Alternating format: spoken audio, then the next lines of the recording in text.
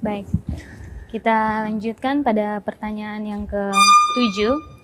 Shalom Pak Pendeta, nama saya Amsal dari Sulawesi Barat. Saya mau bertanya, di kampung saya biasanya kalau ada orang sakit, biasa dipanggil orang yang sudah tua dan mengobati orang sakit itu dengan akar-akar kayu, lalu ditiup-tiup dan dibaca-baca.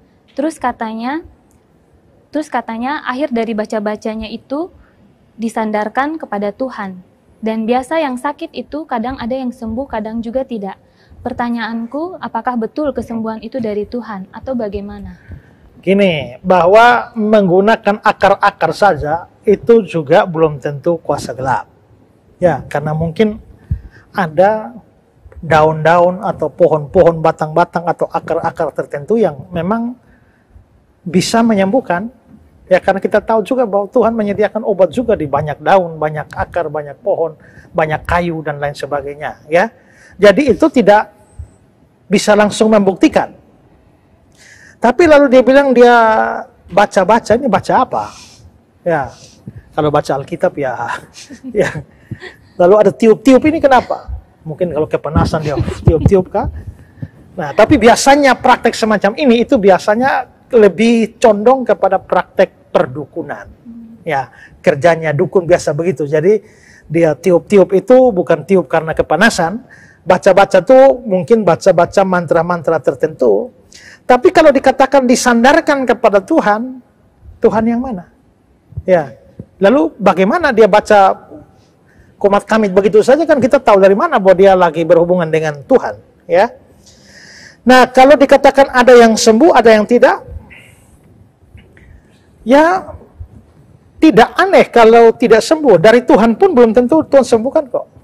Tapi dari setan itu harus dipahami bahwa memang bisa terjadi mujizat, bisa terjadi kesembuhan. Karena setan pun bisa bikin mujizat. Ya, kalau kita membaca di 2 Tesalonika 2 ayat yang ke-9, kedatangan si pendurhaka itu adalah pekerjaan iblis dan akan disertai rupa-rupa perbuatan ajaib, tanda-tanda dan mujizat-mujizat palsu. Jadi bisa. Ya. Pada waktu Alkitab bicara soal Mesias palsu atau nabi palsu, misalnya dalam Matius 24 ayat 24, sebab Mesias palsu dan nabi-nabi palsu akan muncul, mereka akan mengadakan tanda-tanda yang dahsyat dan mujizat-mujizat, sehingga sekiranya mungkin mereka menyesatkan orang pilihan juga. Berarti nabi palsu itu bisa bikin mujizat. Nabi palsu datang dari mana? Mereka diutus dari setan. Kuasa mereka dari setan. Jadi setan pasti bisa bikin mujizat.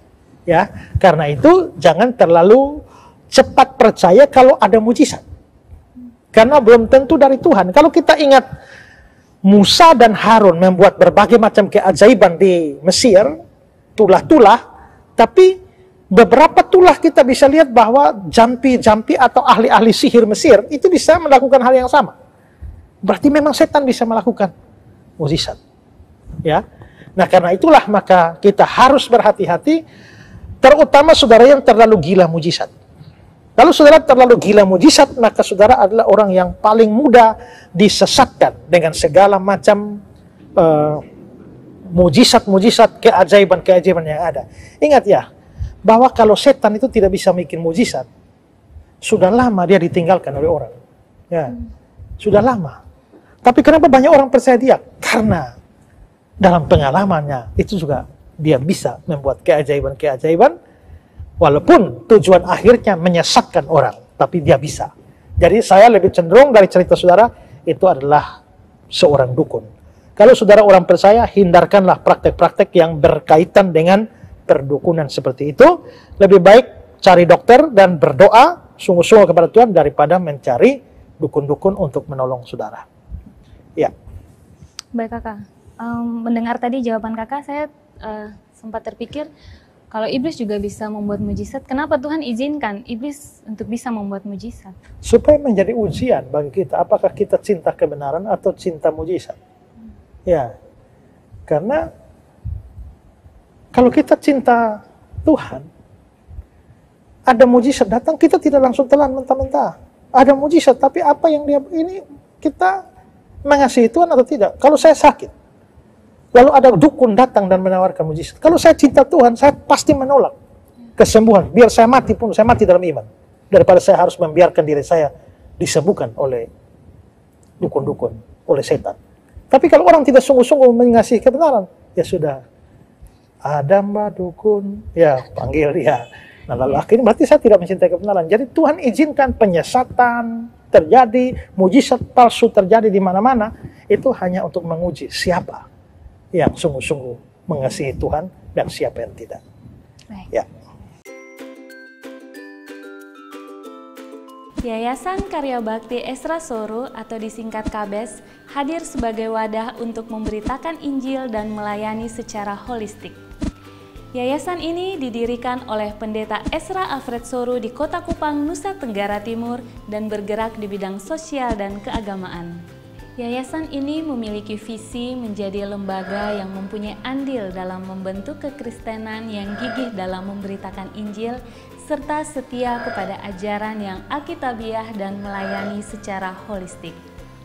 Dan misi dari yayasan ini yaitu melakukan pemberitaan Injil dan penyebaran ajaran yang alkitabiah secara langsung maupun melalui berbagai media, juga mempersiapkan dan mengutus misionaris-misionaris lokal ke berbagai wilayah, terutama ke pelosok-pelosok, serta mengadakan seminar-seminar atau pelatihan-pelatihan doktrinal, dan melakukan aksi-aksi sosial yang mengarah kepada pelayanan Kristiani yang bersifat holistik. Berikut serangkaian kegiatan yang telah dilaksanakan oleh Yayasan Karya Bakti Esra Soru. Bagi saudara dimanapun berada yang rindu untuk mendukung pelayanan kami, khususnya melalui dukungan dana, maka saudara dapat menyalurkannya ke nomor rekening yang tersedia. Untuk informasi selengkapnya dapat menghubungi Sekretariat Yayasan Karya Bakti Esra Soru melalui nomor berikut ini.